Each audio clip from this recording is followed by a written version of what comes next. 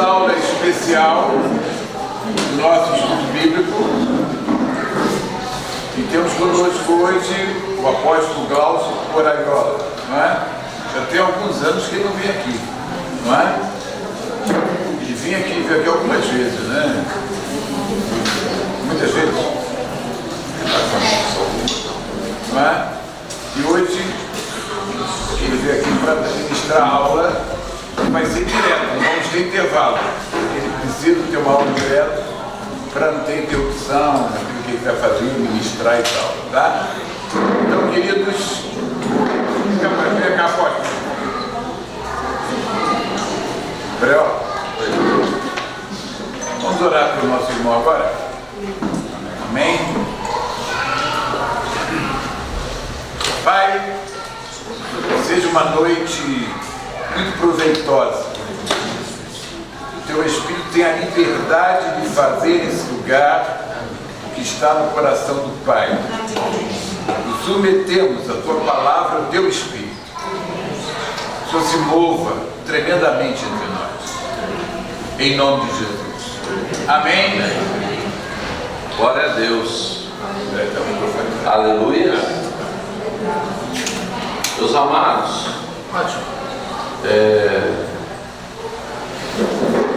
fazia agora algum tempo que eu não vinha, mas eu venho aqui desde 2004.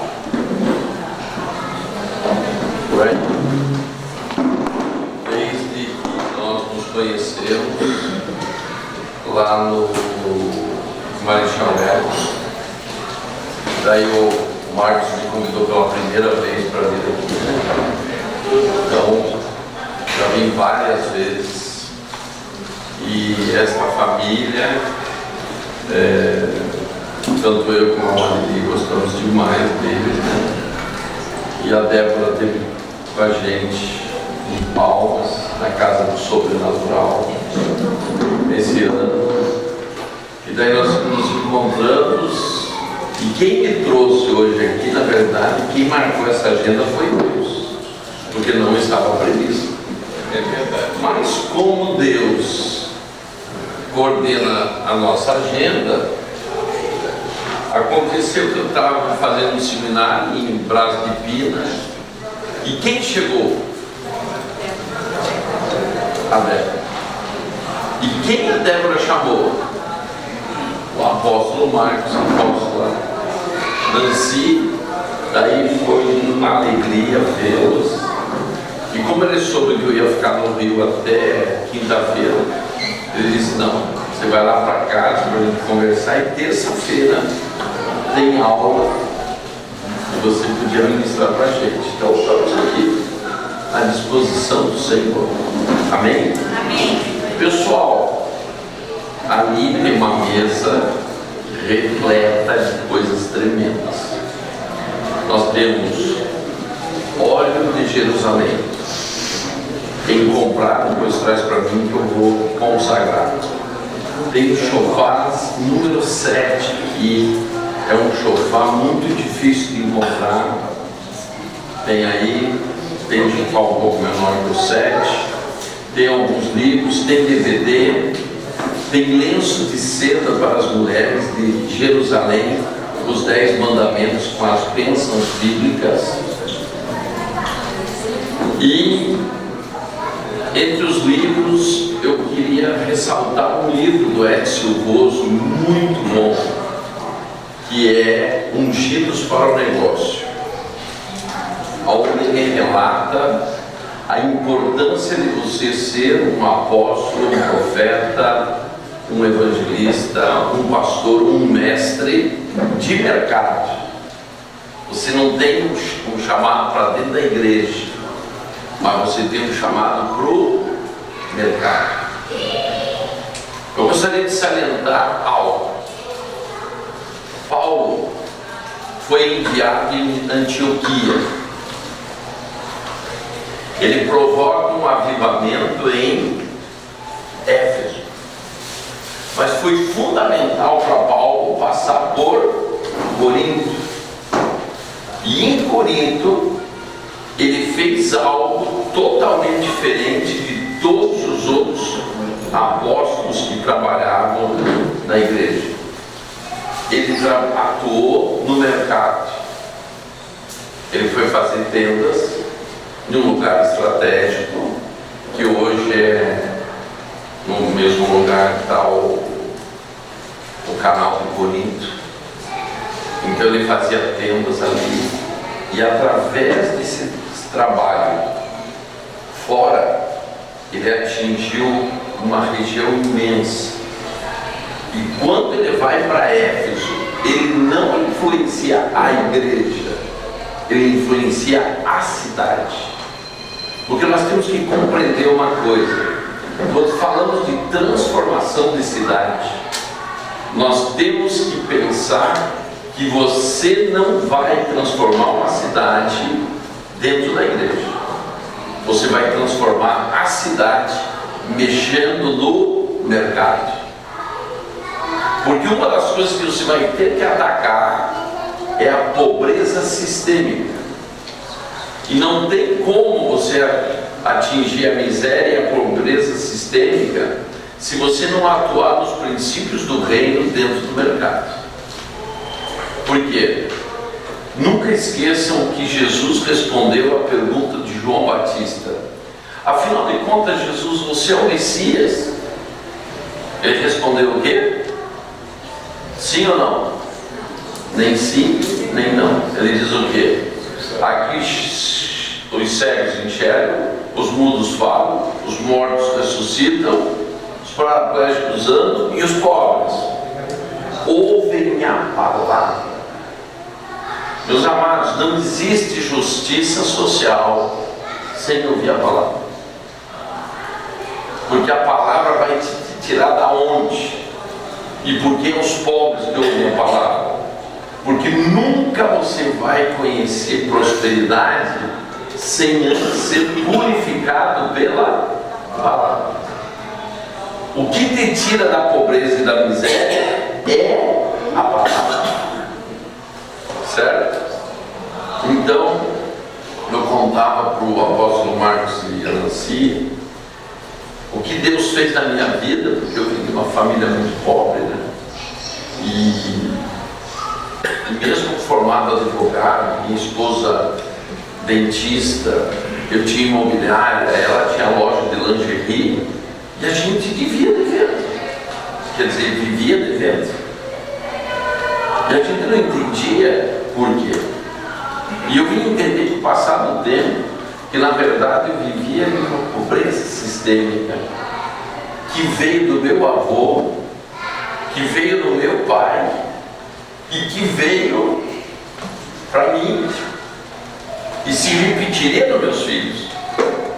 Porque uma coisa que você tem que entender é que a pobreza e a miséria sistêmica não é porque você não ganha dinheiro, é porque você não consegue evoluir, porque todo o dinheiro que você ganha vai embora. Você não cresce. Você sempre está estacionado e sempre devendo. É isso que é o pior da pobreza sistêmica. A miséria já é pior ainda, porque daí é caso de falta total. E é interessante que em outubro deste ano, outubro do ano passado, eu tive a oportunidade de ir para a Itália. E fui na cidade onde um dos meus bisavós saíram para vir para o Brasil. E por que a minha família saiu da Itália? Pobreza extrema. O historiador da cidade me contou que a minha família comia fubá com água todos os dias. Daí eu vim compreender o histórico de pobreza da minha vida. Eles comiam polenta todos os dias. Ele disse: a tua família era tão branca, porque eles simplesmente comiam fubá com água. Daí eu saí de San Nazario, perto de Trento, desci para o porto de Gênova E em Gênova eu fiz um ato profético, quebrando toda a miséria, toda a pobreza que acompanhou a minha família, desde da Itália até o Brasil. E nesses 20 anos de desencapetamento na área financeira, eu vejo que os meus filhos não passam pelas mesmas coisas que eu passei. E que, graças a Deus, Deus mudou totalmente a nossa vida. Coisas incríveis começaram a acontecer na área financeira. Há mais ou menos uns 30 anos atrás, 26 anos atrás, quando eu cheguei em Palmas, eu fui procurado por um senhor que tinha uma fazenda e ele tinha sido invadido por vários poceiros. E ele chegou para mim e disse assim: olha, eu não tenho condições de entrar com uma ação contra esses poceiros, mas eu queria te fazer uma proposta. Minha fazenda é dividida em 2 escrituras. Você me libera a fazenda e eu te pago com a escritura de uma outra fazenda. Só que você mantém todas as despesas e tal, porque eu não tenho dinheiro. Eu estou bem. Só que a fazenda, gente, o alqueire não valia o tanque de gasolina para ir lá. Só para você ter uma ideia, R$200 o alqueire. E o alqueire lá é dobrado. Isso aqui no Rio, eu acho que o alqueire tem o quê? 2,5 hectares. Lá tem 4,8 hectares. É o dobro do alqueire. Eu nem ia lá. Realmente me deu de coisa. E o que eu comecei a notar nessa evolução financeira da minha vida? Deus começou a atuar sobrenaturalmente em áreas que eu nem esperava. Simplesmente o governo federal resolve abrir uma BR que passa bem na pontinha da fazenda. E um alqueire que valia R$200 passou a valer R$60 mil. Assim, ó. Então, este livro ele vai te ajudar a você se achar no mercado como um agente do reino, como ministro do reino, sem você ficar com aquela imaginação que você não está servindo ao Senhor porque está trabalhando. Quem é que tem um chamado para o mercado, esse é o teu ministério. Alguns vão ser chamados para dentro da igreja, mas nem todos vão ser chamados para dentro da igreja. Ok? Então eu quis dar esse exemplo para vocês verem que o Senhor pode te usar poderosamente no mercado, como um profeta, como um apóstolo, como um pastor, enfim, como um mestre. Amém? Mas hoje à noite eu estou aqui para fazer o lançamento do meu livro. Olha ali, ó. A Lei dos 2 Altares. Eu acho que eu preguei essa palavra aqui na primeira vez que eu vim na igreja. E daí você diz assim: mas isso aí foi em 2004. Por que não escreveu o livro antes? Porque o livro não estava completo. Porque esse livro, na verdade, não é um livro, é um manual para quem quer andar no sobrenatural. É diferente. Então precisava ter o que para completar esse livro? Vida vivida. Vida vivida. Porque não é uma teoria, é resultado de uma vida vivida nesta que eu chamo de Lei dos 2 Altares. Ok? Vocês querem saber um pouco da Lei dos 2 Altares? Quem nunca ouviu falar aqui da Lei dos 2 Altares? Levanta a mão.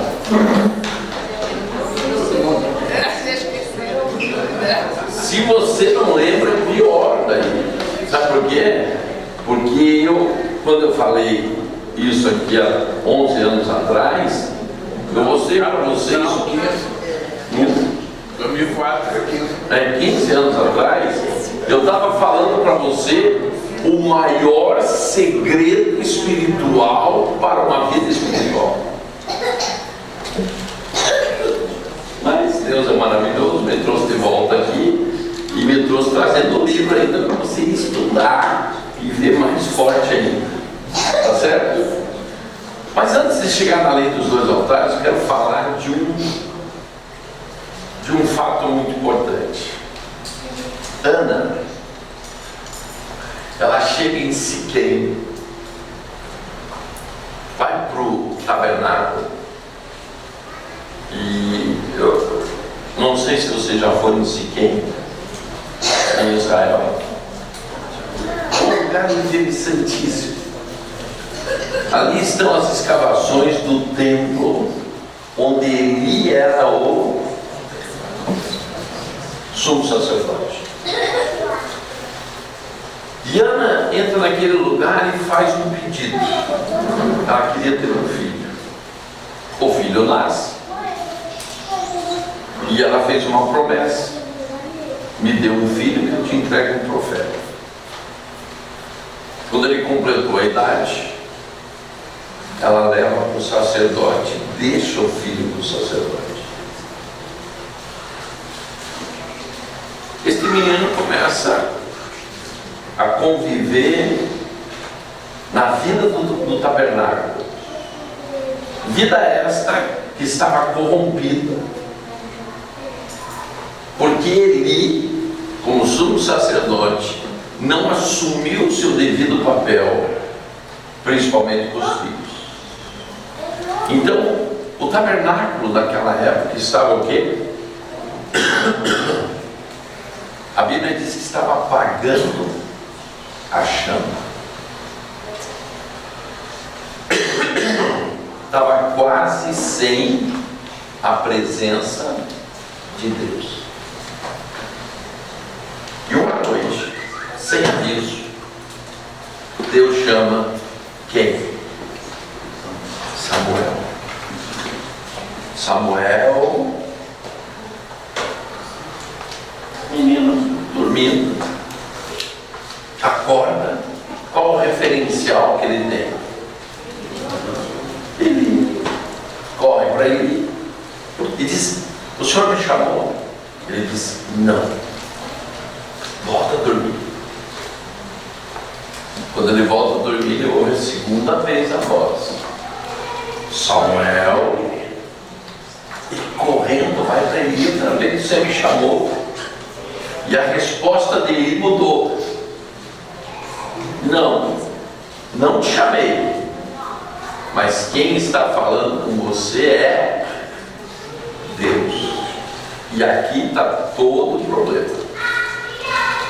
Gente, por que Deus está falando com um menino e não está falando com o sumo sacerdote?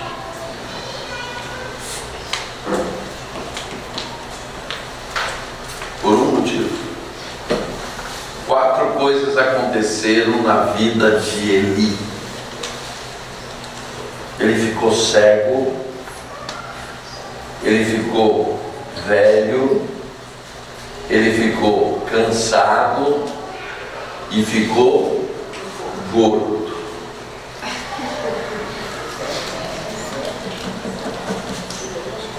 A Bíblia não fala isso à toa. A Bíblia está falando isso porque esses 4 detalhes que a Bíblia está falando da vida de Eli é o que acontece na vida dos crentes, e por isso que eles deixam de ouvir a Deus. Os crentes se cansam de buscar o Senhor. Quando a gente se converte, nós queremos estar nas vigílias, nós queremos batismo no Espírito Santo, nós queremos jejuar para receber mais poder, mais unção, mais revelação, nós queremos ler a Bíblia. Meu Deus do céu! E o tempo passa E você vai ficando o quê? Cansado. Convidam você para uma vigília, né? Estou tão cansado. Ué, você está cansado porque está fazendo alguma coisa que está te cansando. Além do que buscar o Senhor. Bem mais do que buscar o Senhor. Mas pior do que cansado é quando o crente fica velho. E não é velho de idade. O crente velho, é o que começa a viver das lembranças do passado. Não, precisava me conhecer quando eu era recém-convertido. Eu punha a mão, os demônios se manifestavam. Eu cantava, acontecia isso. Os enfermos eram curados. Eu fazia caminhada em volta da quadra, mandava a demoniada tudo embora. Quer dizer, quando você começa a contar o que você fazia e não tem nada para contar o que você está fazendo, alguma coisa aconteceu. Ficou? Qual unção? Velho.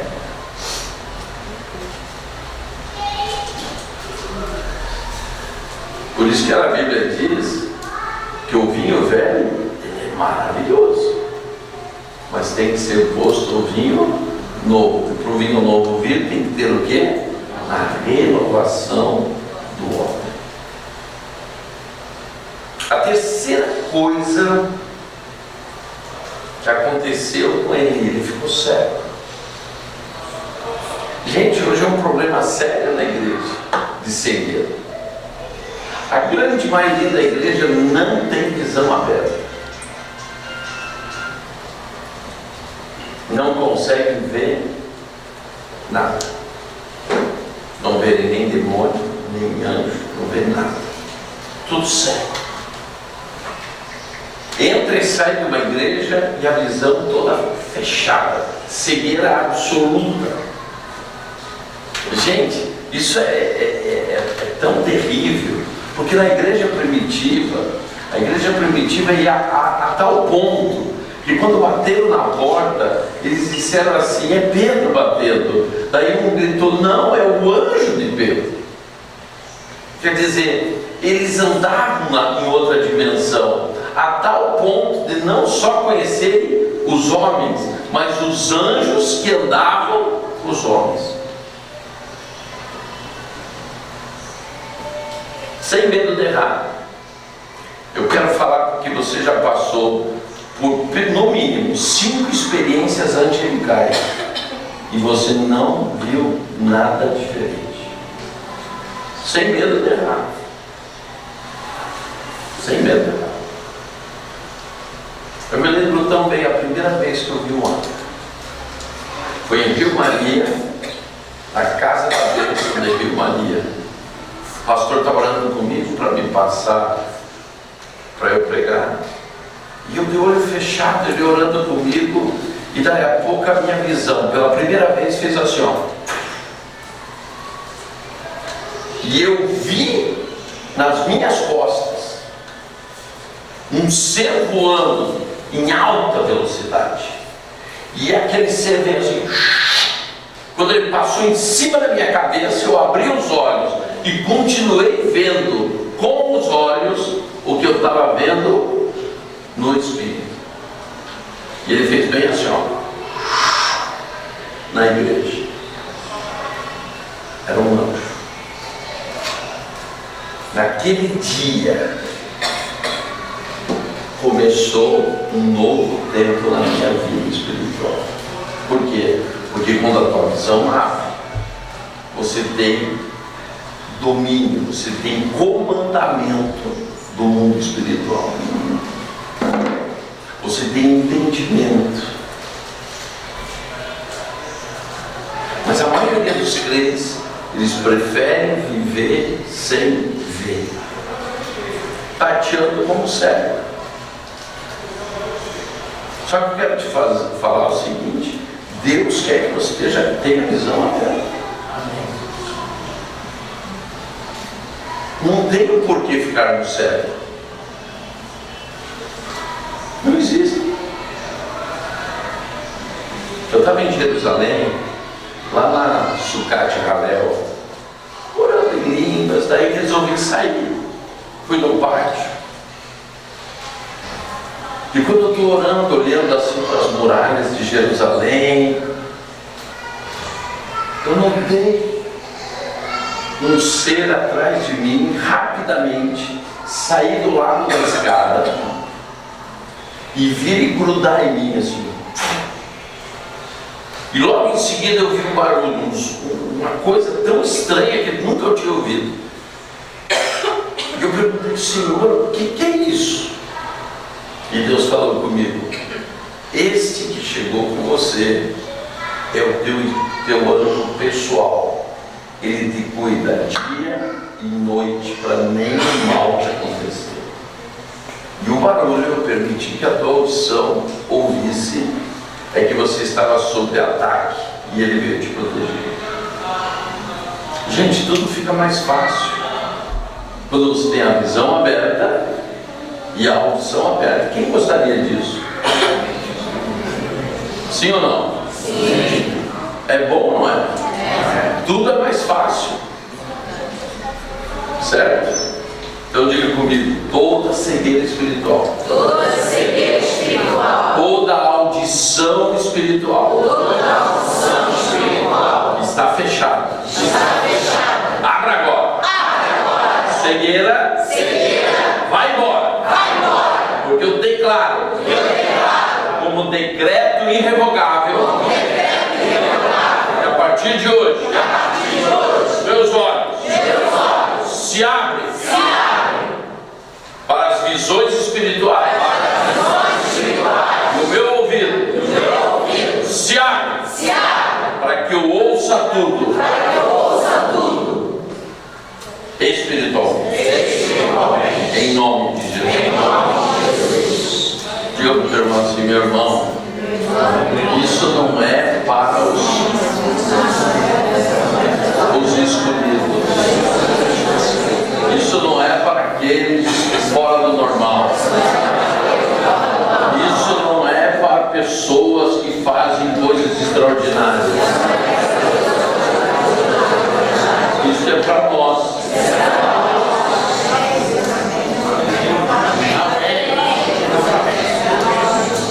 Eu pergunto para vocês, se eu consigo ver, se consigo ouvir, qual é a nossa diferença?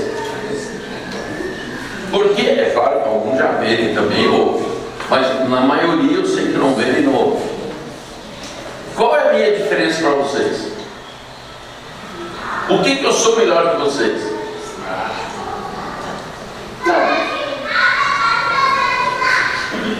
Eu tenho que usar perfume, que nem vocês, porque às vezes fede, desodorante, senão fica terrível. Vou no banheiro, faço o número 1, o 2 e o 3. O 3 é uma manifestação terrível da minha chegada. Entendeu? Ou vocês não fazem isso? Quem faz o 1? Estado líquido. Número 2, estado sólido. E 3, estado gasoso. Quem não faz aqui? Então nós somos iguais. Quem sede cedo? Quem sede cedo? Sede de água. Sede. Ai, eu não carioquei. Ai, eu não carioquei. Quem sede? Depois que come um biscoito. Todo mundo. Quem precisa dormir todo dia? Então, gente, nós temos que tirar a religiosidade que está na nossa cabeça, que acha que as coisas de Deus são só para aqueles extraordinários, para aqueles que vieram dotados de algo. Que nada, gente. Deus deu acesso a qualquer um, a tudo. A tudo. Gente, o que Pedro é melhor do que você? pescador, não tinha cultura nenhuma. Primeira coisa. Teimoso, parecido com você. Que a maioria é teimoso. E ele conseguia ser apóstolo de Jesus. Violento, irado até não querer mais. Meu Deus, viver com aquele cara não era fácil. E era discípulo de Jesus. Diga para o teu irmão assim, cutuca ele e diz: acorda. Tudo está disponível para você.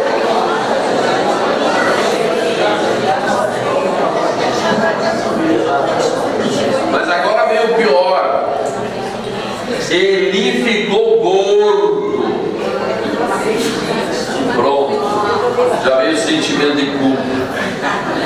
Eu sabia que eu não podia comer aquela empadinha com azeitona. Então, daquele morango, um creme, um suspiro. Eu não podia ter comido. Não era essa gordura que eu fazia.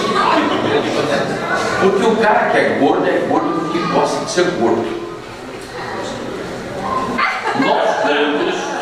Nós gordos, por exemplo, nós estamos na época da ditadura grega. Eu sou gordo porque eu sou feliz sendo gordo. Você vê gordo triste. Gordo você não está alegre. O gordo, ele tem uma mente privilegiada. Querem que eu mostre para vocês? Ele vê o que ninguém vê. Vou dar um exemplo bíblico para vocês. 4.000 pessoas no deserto. Jesus, vamos dar de comer a multidão. Daí os apóstolos, de imediato, que deveriam ser todos magos, disse assim: mas como vamos alimentar esse povo aqui?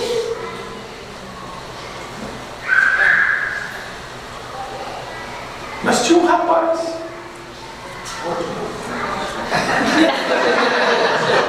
Um rapaz no meio da multidão que tinha 3 pães e 2 peixinhos. Só gordo leva nele.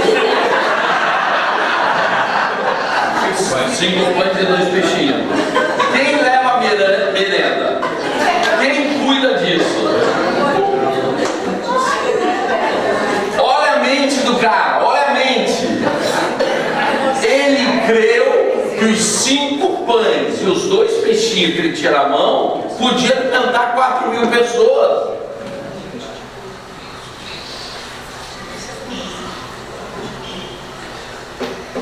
Eu não estou falando desse tipo de gordo, estou falando do gordo espiritual. O gordo espiritual é aquele que vem no culto da manhã, no culto da noite. Ele vem na aula de terça-feira, ele assiste pela televisão a pregação, Luciano Subirá, Luiz Aninho e Tânia Tereza, Tânia, Corraiola, e mais Paulo Duarte, Silas, Irineu Gruber. Ele vai ouvindo e ouvindo e ouvindo. Só que eu quero te falar uma coisa: tudo que você ouve da palavra, isto é gordura espiritual. E que se você não pôr para fora, ela se torna gordura mórbida. Por quê? Porque a unção mata. Tudo que você recebe e não processa aquilo para que você consiga contaminar o mundo com o reino de Deus, ela se transforma em você em morte. Glória a Deus. É só você ver a parábola dos tesouros, dos dons, dos talentos. Deu 1, deu 5, 2 e 5. O que aconteceu? O que guardou o talento foi repreendido. O que eu vou ensinar hoje à noite para você, ao eu terminar de ensinar, ele se torna para você gordura, e gordura é energia. E energia espiritualmente significa explosão espiritual. Se isso não gerar em você uma mudança, se isso não gerar em você uma coragem, uma ousadia, se isso não gerar você ir para as regiões celestiais ou para andar em outra dimensão, isso daí se torna o quê? Conhecimento acumulado dentro de você sem eficácia. Gordura morta. O que aconteceu com ele? Porque ele ficou cego, cansado, gordo e velho. Morreu. E por isso que Deus estava o quê? Trocando.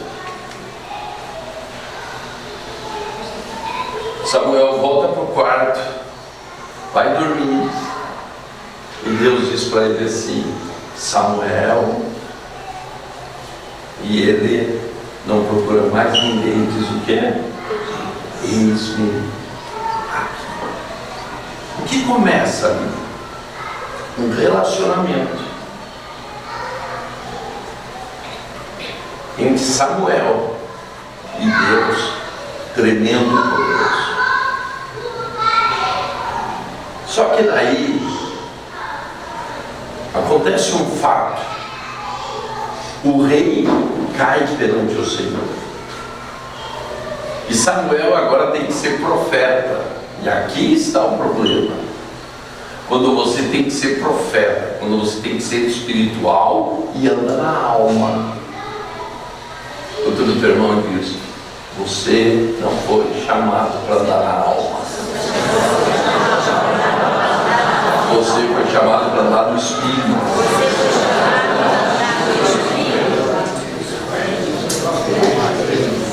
E Samuel é enviado para a casa de Jessé para escolher quem? O rei. Gente, ele não foi para qualquer coisa. Ele foi para decidir o futuro de uma nação. E o que ele faz? O primeiro filho de Jessé que entra, ele disse: é isso. Baseado no tamanho, baseado nisso, está aqui, é isso. E Deus repreende Jessé, um homem que ouvia Deus audivelmente, um homem que tinha relacionamento com Deus. O que entupiu?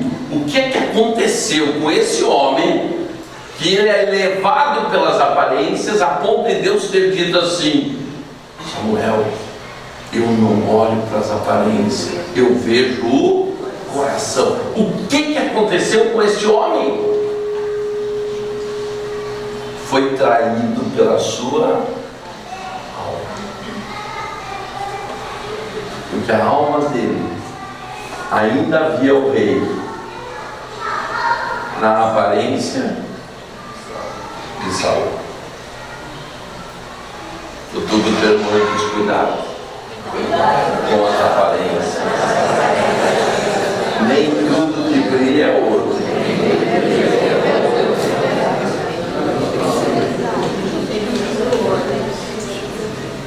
Isso me faz lembrar as menininhas que estão querendo casar. E as maduras também. Velho, Senhor, me traz um príncipe. Ai, meu Senhor. Aí olha para o cantinho dele. Gente, todo príncipe vai virar zancão. Não adianta. A primeira ferramenta usada pela mulher para proteger o que ela escolheu é transformar transformar ele em gordo.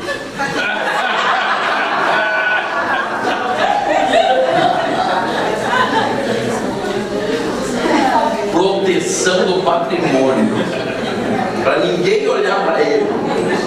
Eu sou prova disso, gente. Casei com a Marili, eu fazia 12 quilômetros por dia, 62 abdominais por minuto. Era comandante de pelotão operacional, né? Aquele tanquinho. Ela me esperava na faculdade com o quê?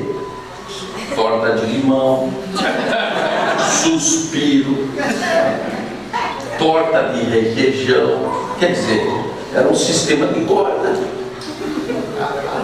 Estão vendo aqui, ó? Aí tem a torta de limão. Não saiu aí. Meus amados, o grande problema nosso se chama viver com a alma. E nós somos traídos por causa disso. O grande problema da grande maioria dos crentes é que ele não trata a sua alma, porque ele acha que o tratamento da alma é vir num culto e ouvir uma palavra. Mas eu quero dar um exemplo bíblico para vocês. José tinha um sonho, José tinha uma aliança com Deus, José tinha um envio de Deus, porque a Bíblia diz, e Deus enviou José, levou ele como escravo. Olha o envio de José. Todo mundo acha que vai ser enviado. Meu Deus, eu vou para a África, vai como escravo.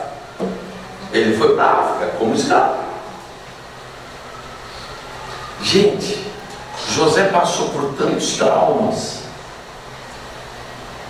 que para ele ser o segundo homem mais importante do Egito levou 13 anos. E para se cumprir o sonho dele levou 21 anos. E para ele ter um encontro com os irmãos, ele chorou 7 vezes.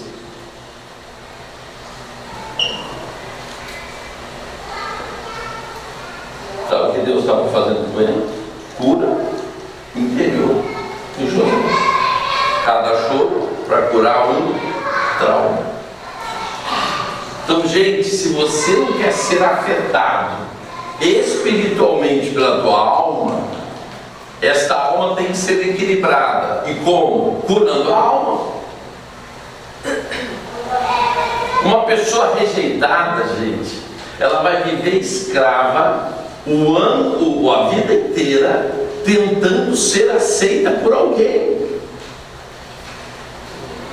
Em vez de ela fazer o que Deus manda fazer, o que tem que ser feito, ela deixa de fazer porque ela tem medo de dizer não. Diga para o teu irmão, o não é tão importante como o sim. Mas na rejeição, a gente quer agradar todo mundo. E daí as pessoas ficam estressadas porque todos os que fazem as coisas tentando sempre agradar, elas não conseguem agradar. E vão se estressar tentando sempre fazer o que não foram feitos para fazer. Alma. Por exemplo, um irado. Por que o cara é irado? Alguém é irado porque quer? Não. A ira é o resultado de um choro ou de um grito que a pessoa não pôde dar na sua infância.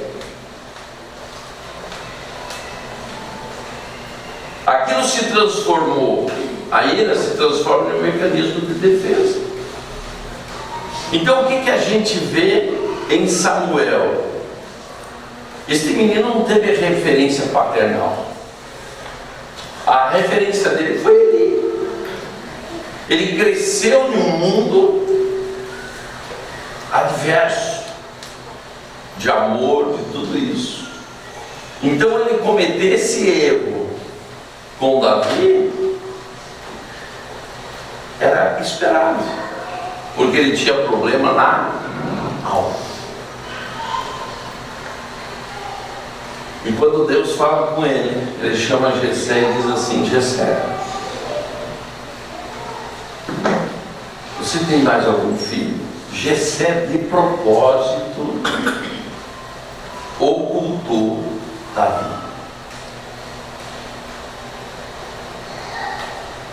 Os historiadores dizem por quê? Porque provavelmente Davi era um filho bastardo. Ele teve que impor uma situação: ninguém come nesta casa até que Davi chegue. E quando Davi entrou na porta, Deus disse: é esse. Agora eu pergunto para vocês: por que Davi foi escolhido por Deus?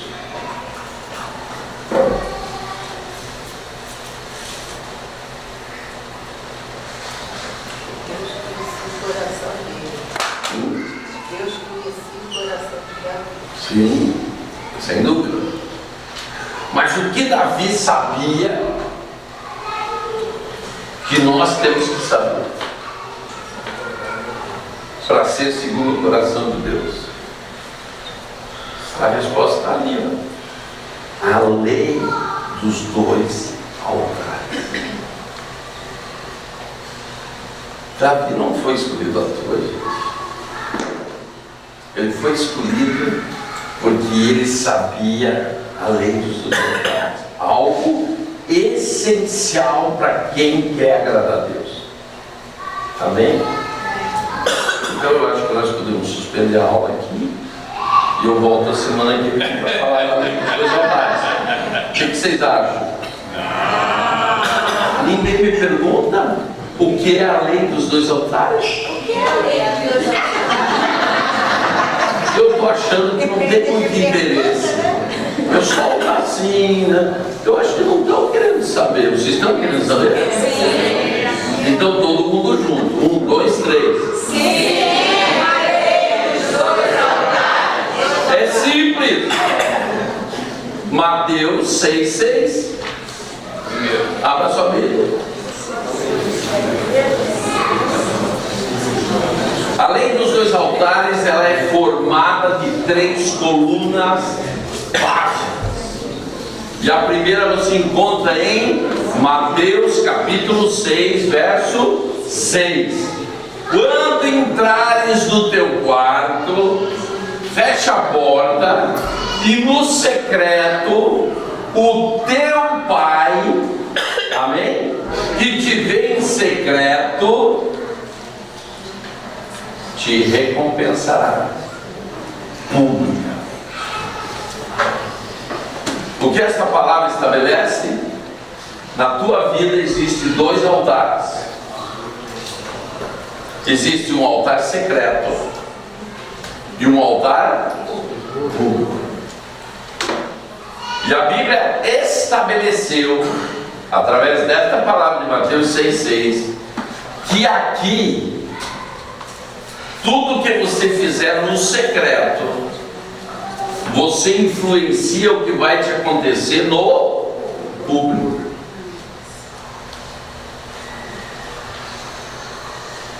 Mas o maior segredo, do que o teu irmão diz, o maior segredo está nesse versículo. Porque Deus diz o seguinte: do teu Pai. O teu Pai. Gente, no altar secreto, Deus não se apresenta para você como Deus. É o lugar que Deus se revela como Pai.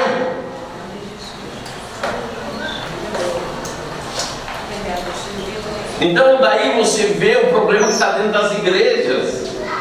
Se você pegar a igreja e fizer uma pesquisa, 85% da igreja diz que é servo.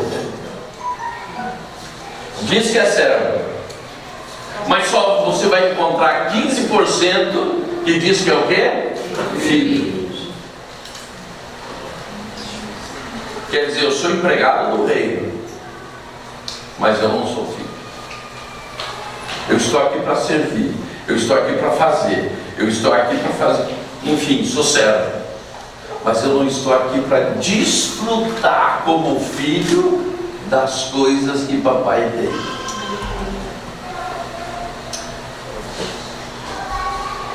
Eu estou viajando e os meus filhos chegam lá em casa e pegam a chave do meu carro e sabem, nem falam comigo.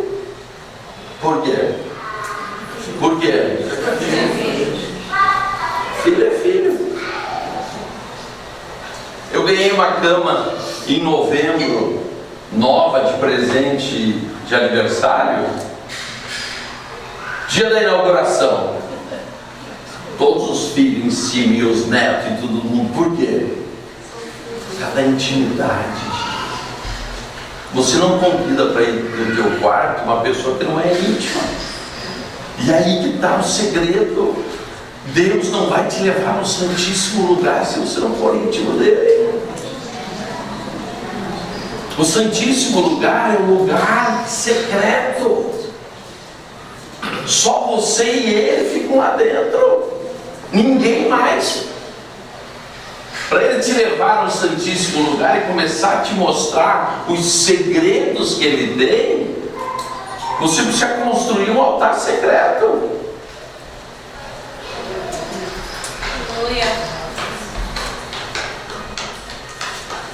Para você se sentir filho, você tem que conhecer Deus no altar secreto. E daí ele é papai. Sabe por que eu te falo isso? Eu tinha traumas de paternidade muito fundos. E eu não conseguia, quase com 4 anos de crente, eu não conseguia expressar com a minha boca em relação a Deus, chamar Deus assim, papai. Gente, me custava.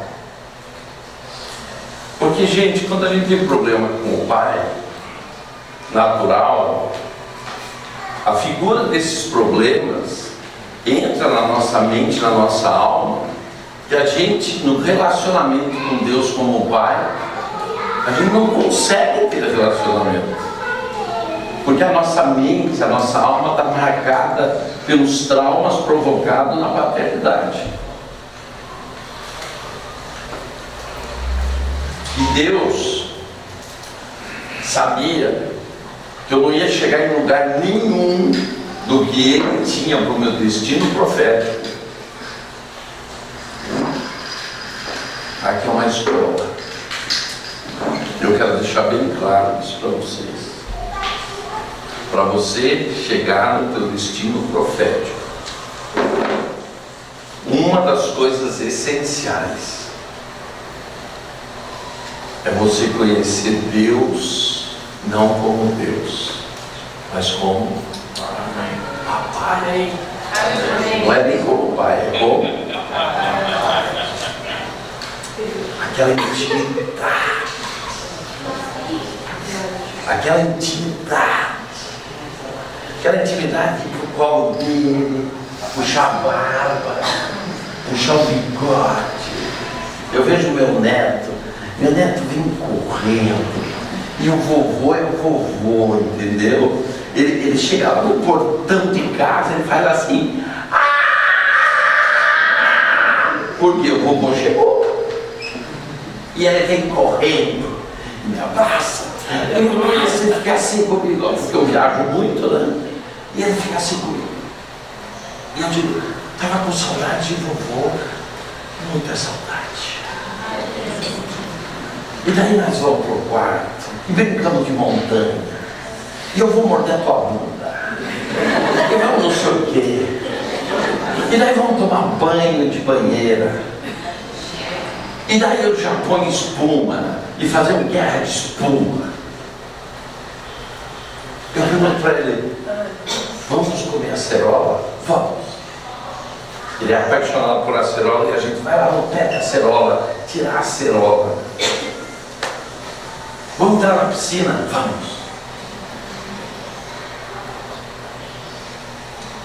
Nós criamos uma intimidade, a ponto de eu fazer isso para ele, ele faz para mim, até que a gente une os dois dedos, e ele se joga no meu colo.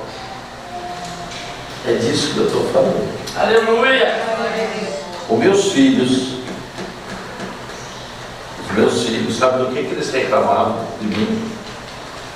Pai, você é muito presente. A gente não pode nem pecar. Sabe por quê? Porque eu não tive um pai assim.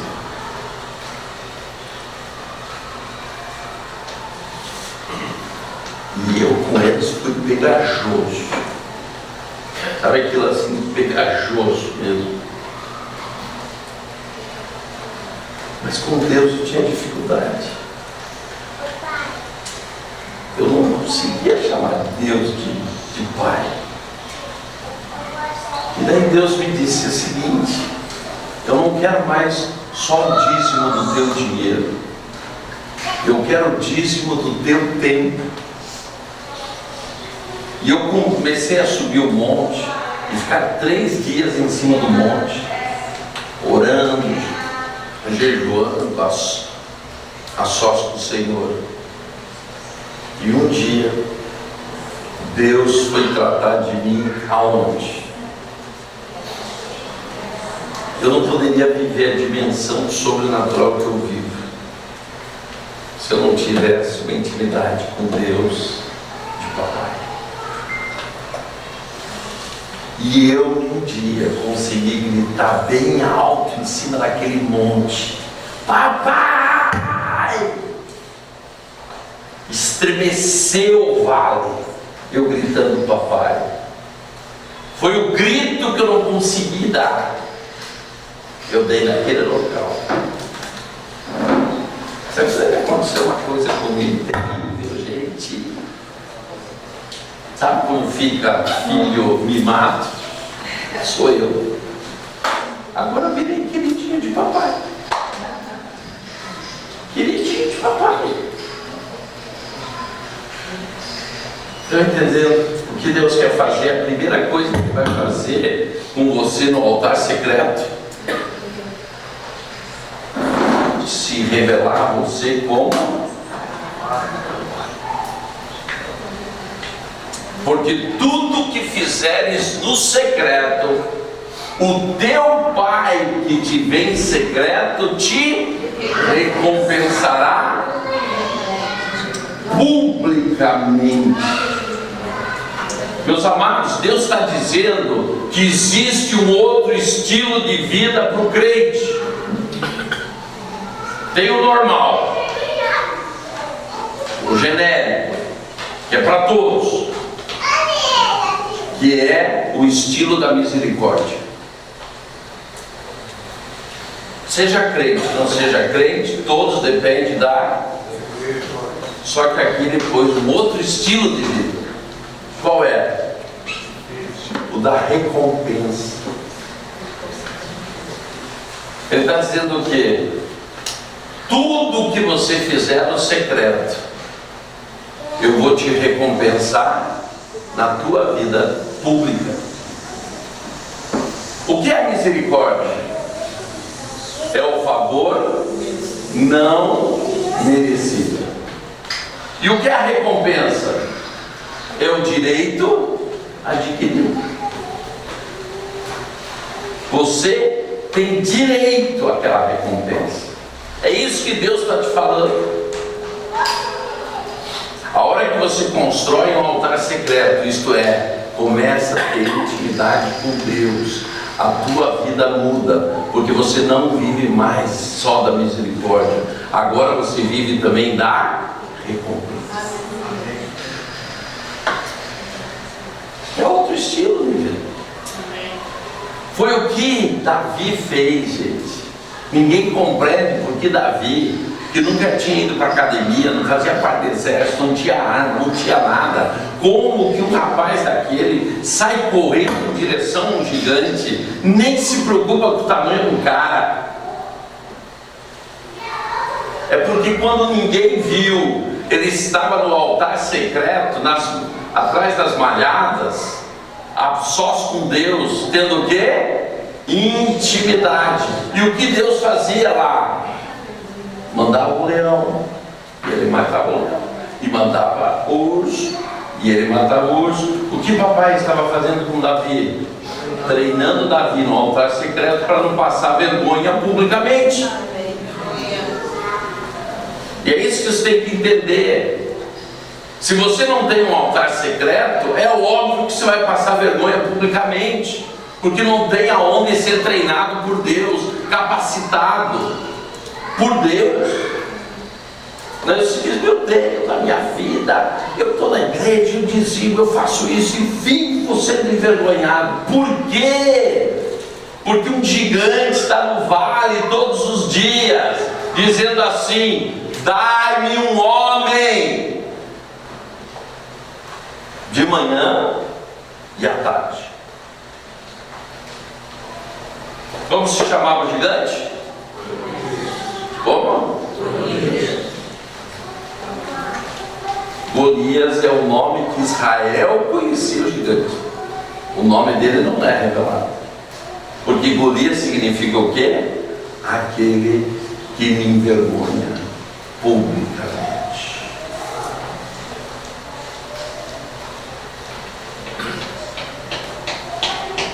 Você quer começar a desmontar com aquele que te envergonha publicamente?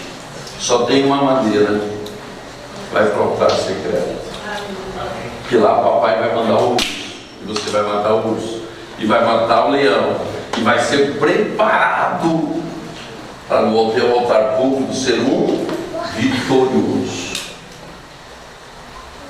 Gente, eu nunca entendi uma coisa: por que Josué foi mandado fazer um altar de 12 pedras dentro do rio e um altar de 12 pedras fora do rio? Eu não entendia. Só quando eu tive a revelação dos dois altares é que eu entendi. Existe um secreto e um público. O secreto, só duas pessoas sabem que ele existe. Quem constrói e a quem se constrói. E o público? Todos sabem.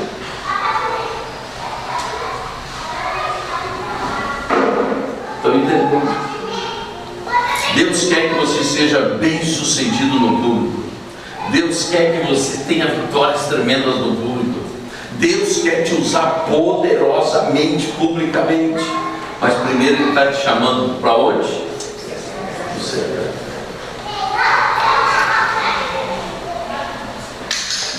Em Salmo 105 diz assim que nós temos que buscar a sua força e a sua face. Primeiro diz: busque ao Senhor, a sua face, a sua força e a sua face. Para você buscar a face de Deus, não é em qualquer lugar. Para você conhecer Deus face a face, só no altar secreto. E naquele monte eu comecei a viver o outro lado da minha vida espiritual. Eu vi que eu não podia chegar na dimensão que eu queria chegar indo domingo para o culto só.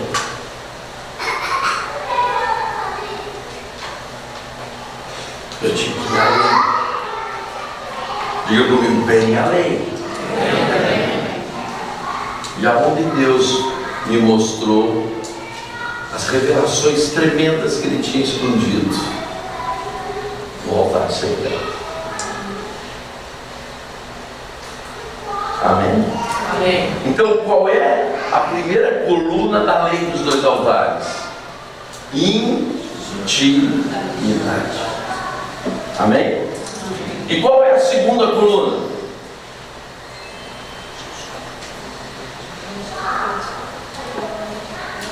Agora ficou fácil. Qual é? Mateus 6,18. Alguém consegue um guardanapo para eu enxugar um pouquinho? Mateus 6,18. Quando fizer jejum, faça como? Secretamente. Por quê? Porque tudo que você faz em secreto, o teu Pai que te vê em secreto te recompensará publicamente. Gente, jejum faz parte do altar secreto.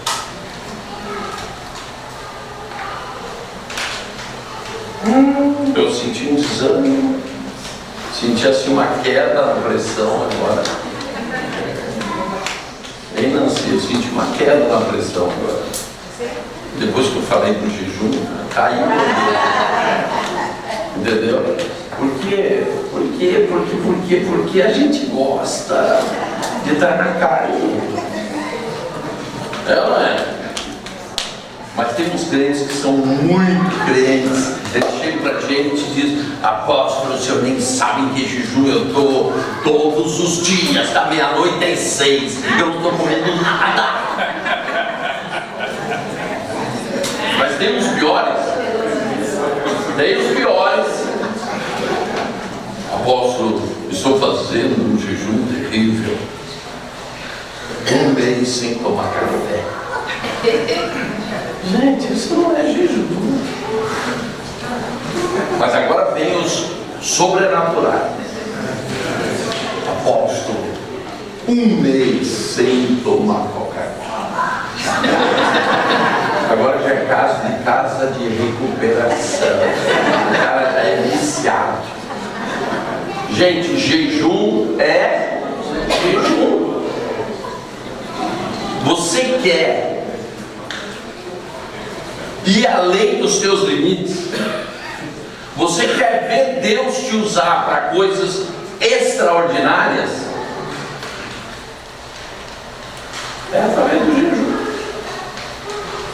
A intimidade, ela mexe com o teu relacionamento com Deus. E o jejum mexe com os teus limites. Por que a escola do sobrenatural que acontece em janeiro lá em Palmas, no primeiro nível nós fazemos 7 dias de jejum, no segundo nível 21 e no terceiro nível 40? Porque quando você fala de sobrenatural, o primeiro sobrenatural é vencer a morte na tua vida. E como se vence a morte? Resistindo à fome. Porque todos dizem que se você ficar 7 dias sem comer, você vai morrer. E é mentira.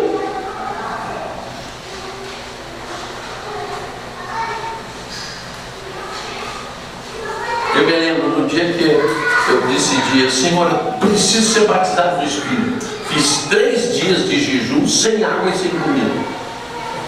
Em Palmas, que faz 40 graus centígrados.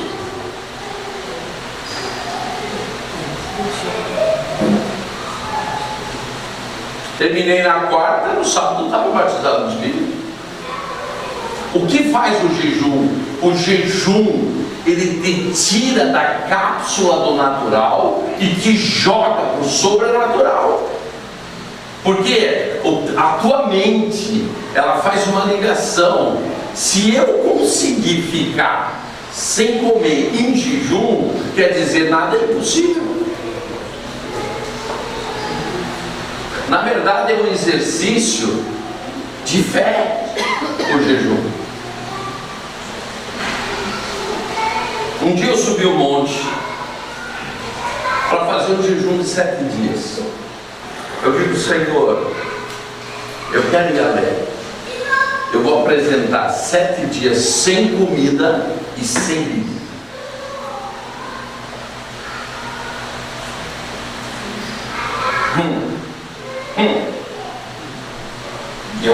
Eu sentava para ler a Bíblia e vinham as abelhinhas. Sabe aquela abelha preta que vem no cabelo? Zzz, zzz, zzz. Gente, em 6 dias eu matei mais de 500 abelhas. Ficou um montinho de abelha no chão. Foi um abelocídio. Foi violento. E no 7º dia, terminando o jejum, o Senhor me disse assim: não é mais fácil você entrar no sobrenatural?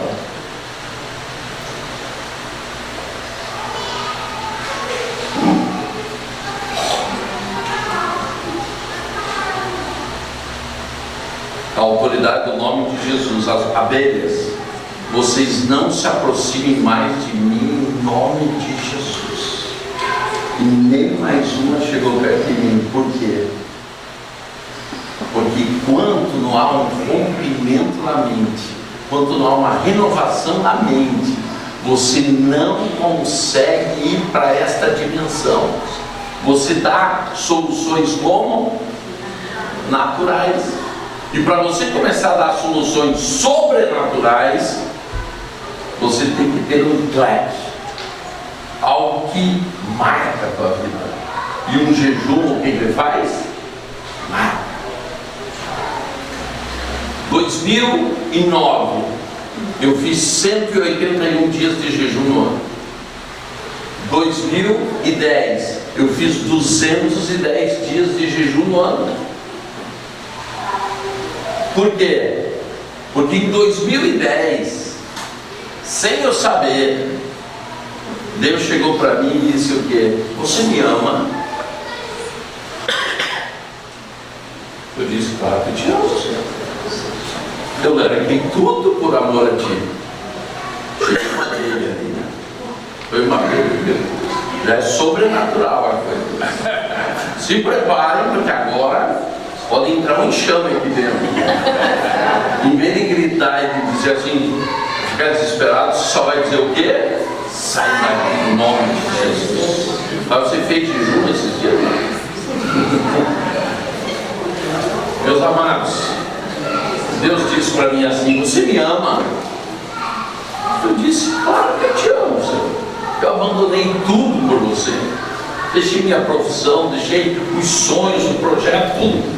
Ele disse, não, isso já foi lá atrás. Eu estou te perguntando se você me ama hoje. Ele disse, claro que te amo. Você é capaz de abrir mão de tudo? Abrir mão da tua agenda, abrir mão da igreja, abrir mão do ministério e ficar 1 ano fora do Brasil só comigo?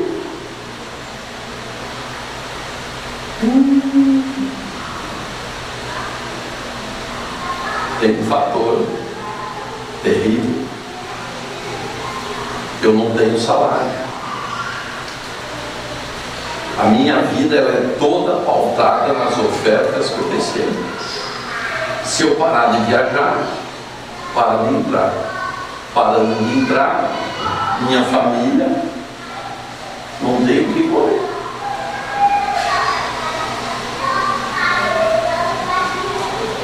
Daí eu compreendi porque eu tinha feito 210 dias de jejum.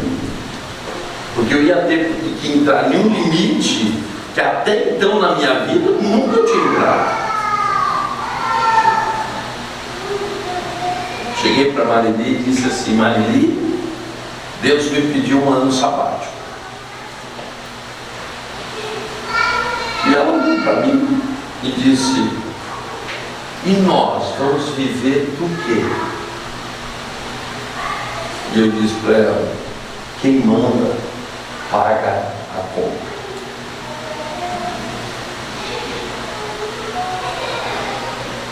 Ficamos um ano em Israel.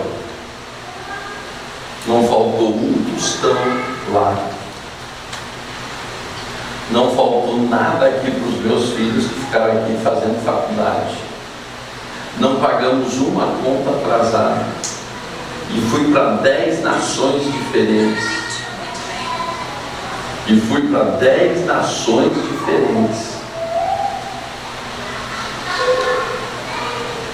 Deus me pagando tudo, sem eu ficar devendo. Agora eu te pergunto, como que eu pude viver isso? É o jejum que faz isso. Você começa a crer numa dimensão que nada te segura. Daí você começa a crer no quê? No impossível. Tem uma frase do Walt Disney que me atrai. Ele diz assim: eu prefiro andar no impossível. Por quê? Porque lá não tem trânsito. Os que andam no impossível são poucos. E aqui a Bíblia está te falando: se você quer andar no impossível, no sobrenatural de Deus, você tem que estabelecer como teu estilo de vida jejum. Mas jejum sério. E o jejum sério é pelo menos 24 horas de jejum por semana. Agora é claro, quanto menor o jejum, mais dificuldade você vai ter. O de 1 é terrível, o de 3 é péssimo. O de 7 já é melhor. O de 21, muito mais fácil. E o de 40, você passa que nem vê. Por quê? Porque todo o trabalho de jejum está aqui, ó, gente. Quanto antes você vai entregar, mais aflição, mais a tua mente fica trabalhando o tempo todo. É uma insegurança, é aquela coisa: meu Deus, só para quantas horas? Ai, meu Deus, não aguento mais. Longo não, você já sabe que vai ficar tanto tempo sem comer, você não dá hora mais. Então os jejuns curtos são os piores de serem feitos. Eu fui para Israel, estou lá,